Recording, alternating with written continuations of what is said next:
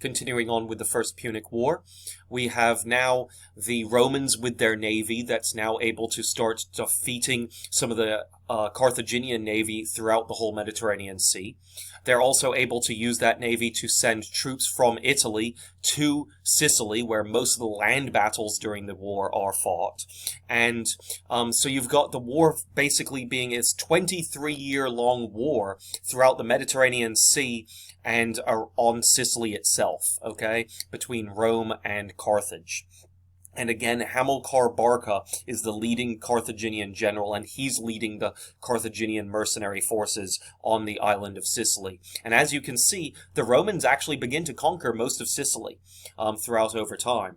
While doing this, okay, during that process, in the year 250 BCE, one of the two consuls, remember, the consuls were the political and military leaders of Rome. They were elected for a political job, but they would frequently have to also command the armies of the military of Rome.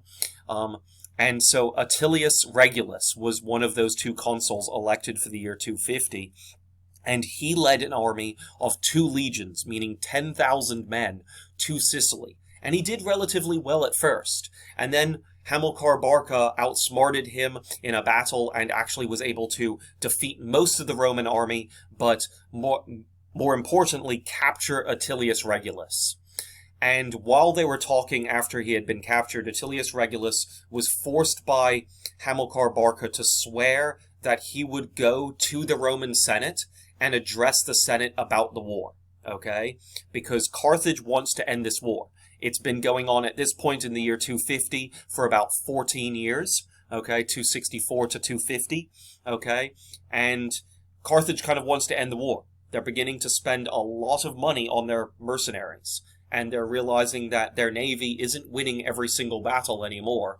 And so they're kind of wanting to wrap the war up, and now that they've captured one of the government leaders of Rome, they think that they can use him as a bargaining chip. And so Attilius Regulus, being very honorable, swears an oath to go to the Roman Senate.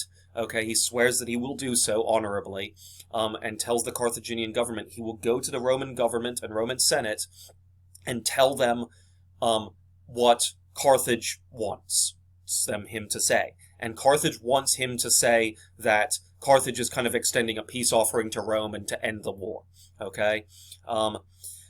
And so Attilius Regulus goes to Rome, okay, with a couple of Carthaginian guards, and he gets to the Roman Senate, and he talks to the Roman Senate, and he tells them exactly what he was told to say, because he swore he would. And then immediately after he says that the Carthaginians want a peace treaty and everything, he then says, but in my opinion, Rome can win this war. Don't sign that peace treaty now. And don't do it. Don't fall into this trap to let Carthage win, end the war. And so the Carthaginian guards get very angry at him and look at him, and they're like, well, you just kind of betrayed us. And he's like, not really, because I did exactly what I swore I would do.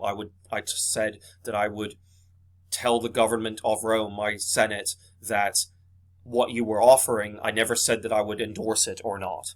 And so that's exactly what he ends up doing. And according to the agreement, he said after he told the Senate one way or another what was going to happen, he promised the Carthaginians he would go back to Carthage with them, with the Carthaginian guards. Again, he was very honorable. And so they brought him back all the way from Rome to Carthage. And when he got to Carthage, the Carthaginian leaders put him in a barrel.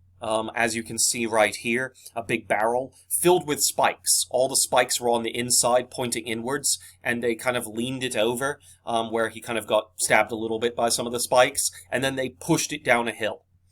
They pushed the barrel down the hill, and of course Regulus would not survive this. He kind of went bouncing down in the barrel down the hill, filled with spikes. So that is the end of Attilius Regulus. He dies in 250 BCE. But he basically told Rome that he thinks they can win. And the war continues for another 9 years. But Rome does exactly that. Rome starts to definitely start controlling the island of Sicily and almost gets it down to so that only Syracuse owns here and only Carthage owns this little tip there. And so at that point, Carthage, after this now 13-year or 23-year long war, is kind of really tired of war. And Carthage is at this point has lost most of Sicily. They're about to lose the last couple places, and they realize that they're in dire need of money back home to pay the mercenary troops. That these mercenary troops that they've been paying for 23 years are extremely expensive. And the Carthaginian government is kind of going broke trying to pay for this. And so finally a treaty is decided on both sides, where Rome kind of basically says, hey, you're gonna give us these terms as opposed to us just ending the war where things were. And Carthage has to agree.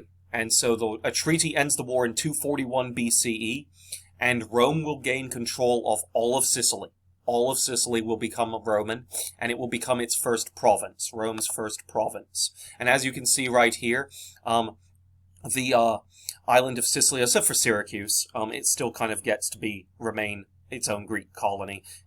It signs a separate treaty with Rome saying it gets to be independent, and that it will never really work with Carthage again much. And then these two other islands, Corsica and Sicily, Corsica and Sardinia, so both also become Roman, as well as these. But Sicily becomes the first ever Roman province, meaning that it's part of the Roman Republic, okay, and the Roman territory, but it's its own province, and it gets to have its own, the people get to have, very Italian rights and the Latin rights and stuff like that. So they're basically citizens if they live in a province, okay, after a year or so. And so while these other territories don't have always the same, citizenship rights given to the people living there, even though they are part under Roman territory. Okay? And so, the war is over. The First Punic War lasted 23 years from 264 to 241, and at the end, Hamilcar Barca goes back from Sicily. Of course, after the war is over, he has to leave Sicily because of the treaty. He goes back to Carthage, and he is extremely angry. He felt like he could win the war if the politicians in Carthage hadn't basically strapped him to so much money to pay for his army. If he could have had unlimited funds and things like that, and actually gotten the other generals to work with him, many of them kind of were listening to what the Carthaginian government said and not him, that he could have won the war. And so he's extremely angry, and he feels very angry, not just at the Carthaginians and his government, but more so at Rome, because he's finally been defeated by Rome. And during the war, he had two sons. They were young boys during most of the war. Actually, not even born at the beginning, I don't believe. And by the end of the war, they were teenagers. And they were Hannibal, the older brother, and Hasdrubal, the younger brother. Hannibal and Hasdrubal were Hamilcar Barca's two sons. And he tells them on his deathbed, when he's dying and an elder man a few years after the First Punic War is over, makes them cut their hands and swear a blood oath, where the blood is all dripped into a bowl or a dish or a cup, and they all kind of drink it with some water mixed together, and they swear this blood oath, and he makes them swear this blood oath that they will do everything in their power, those two sons, to destroy the Roman Republic, okay, and bring it to its knees, to get revenge for him losing this war. And they swear it. They agree. And so the rest of their lives, they're going to be thinking, how do we get back at Rome? Okay? And so that brings us to the prelude to the Second Punic War. Okay? I told you there would be three. Well, here's number 2. And this prelude period is starting roughly a few years later, about almost 20 years later, because they ended in 241, and Hamilcar Barca is now dead, but Hannibal and Hasdrubal have grown up in the military of Carthage, and they are now Carthaginian generals on their own. In fact, Hannibal has taken after his father and is the best general that Carthage has. In fact, at this time, he is even better at getting all the Carthaginian mercenaries to work together than his father was, because his father left all like notes and stuff and taught him how to do it originally.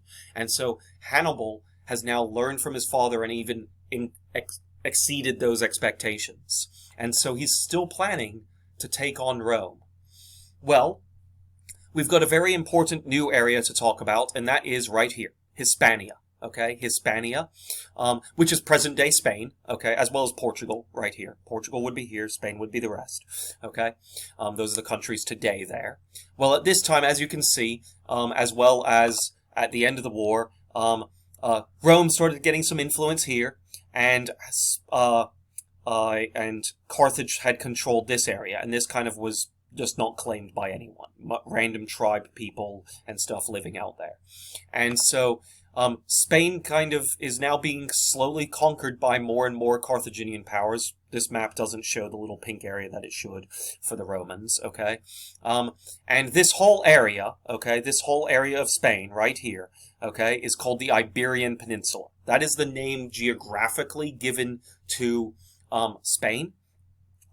Hispania is the name that they called it back then, okay? Because the people there were called the Hispanians, okay, or Hispania tribes people. But just know it's present-day Spain. Well, Hannibal Barca is sent with his army to command Spain, okay, and command this area right here in southern Spain. And he realizes that because the Romans have territory right nearby, that maybe he can figure out a way to get Carthage and Rome into a war again. Carthage at this point doesn't really want another war, okay? The last war was expensive. It's only been about 15 or so years since the last war, and they're still rebuilding everything. They're still trying to pay off some of the last war. They've kind of rebuilt their government pretty well since, or their economy since quite well, but the Carthaginians are still kind of hesitant about getting into another war against Rome. But Hannibal swore to his father that he was going to get Rome defeated one day. And at this point, Hannibal feels that he is the best that he will ever be, ready to fight them.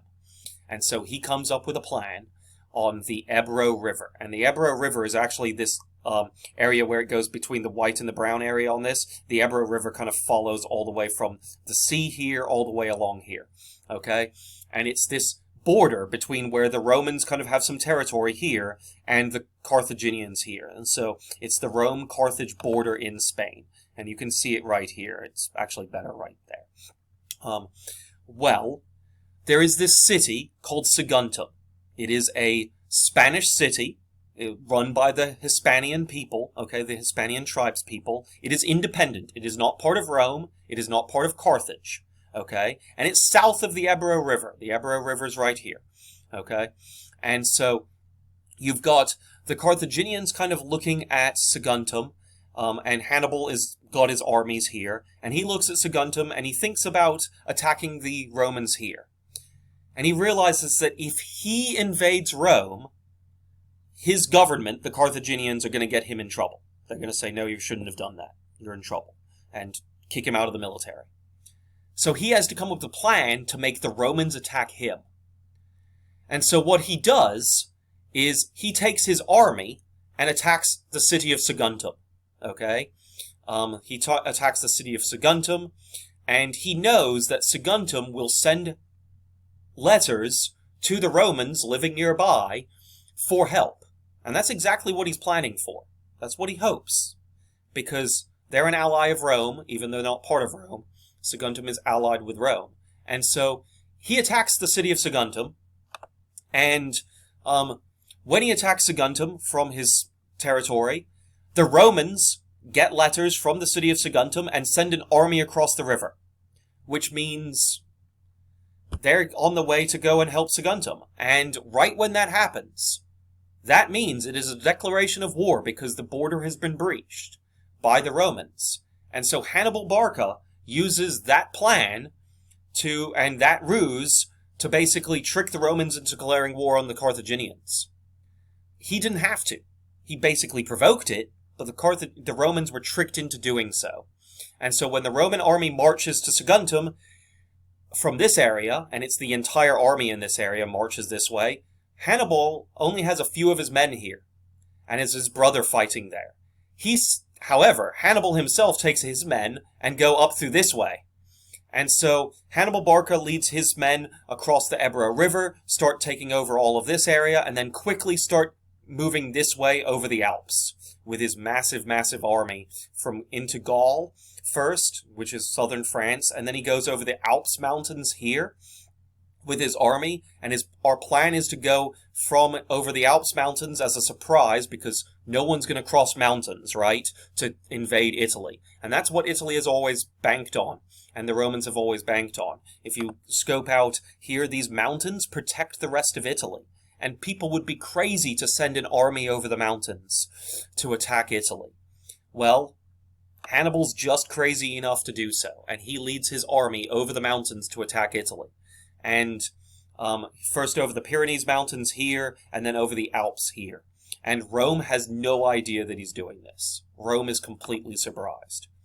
And so he crosses his army here over the Pyrenees and then the Alps Mountains, and he brings his army with about 40 to 50,000 soldiers in this army, and he brings with him 37 Asian elephants. Okay, Asian elephants are slightly bigger than African elephants. And so he's got these Asian elephants, 37 of them, trained for war. Okay, and he specifically rides one of these elephants, okay, into battle when he goes into battle, and it is called Surus. Surus is his personal elephant that he rides into battle when he goes into battle. And when he rides over the mountains with all these elephants, the 37 elephants, Surus, which is nicknamed the Syrian because it's from Syria, okay, basically Palestine or Israel today, or also is nicknamed One Tusker, okay? It's called One Tusker because of what? If you guessed that there's one tusk been broken off of it, that's exactly right. One of its tusks has been broken, and still has its other tusk. So it only has one tusk, as opposed to two. One of it was broken in war, in battles, in previous battles. And Surus is actually the only elephant to get over the Alps, okay, out of these 37. His troops having to go through the mountains is kind of crazy, okay, and you can imagine trying to just get regular soldiers up and through mountain passes and digging through the snow and everything like that of the mountains. But to get elephants and horses up there, it's a lot more difficult. He's able to get his horses, and he's able to get, out of his 37 elephants, only one makes it, and that is his personal elephant, Surus. Okay? So Surus is the only surviving elephant to make it over the Alps mountains with Hannibal. And immediately once he gets into Italy, they have to go through these swamps, the Arno marshes, okay, because of the river of the Arno River. There's this area of land that is very swampy. And during Hannibal's crossing into the Arno marshes, Hannibal ends up getting like a bug or something in his eye, where he gets ophthalmic disease, which is basically really, really bad pink eye, and he loses his eye. The only way that his military doctor knows how to stop the spread of the disease, of his ophthalmic disease, is basically to pluck out his eye. And so Hannibal loses an eye. He loses 36 of his 37 elephants, and he loses some of his men trying to go across the Alps and through the swamps of the Arno marshes. Many of his men get sick from this disease and drown in the swamps and the marshes. But right after he's done that, he's able to cross through all of this area, and he gets further and further into Italy. And at this point, Rome kind of knows that there's a Carthaginian army in Italy at this point, and so mobilizes an army and sends them to near this lake called Lake Trasimene. And we will talk about that battle, which ensues on June 24th, in 217 BCE, next video.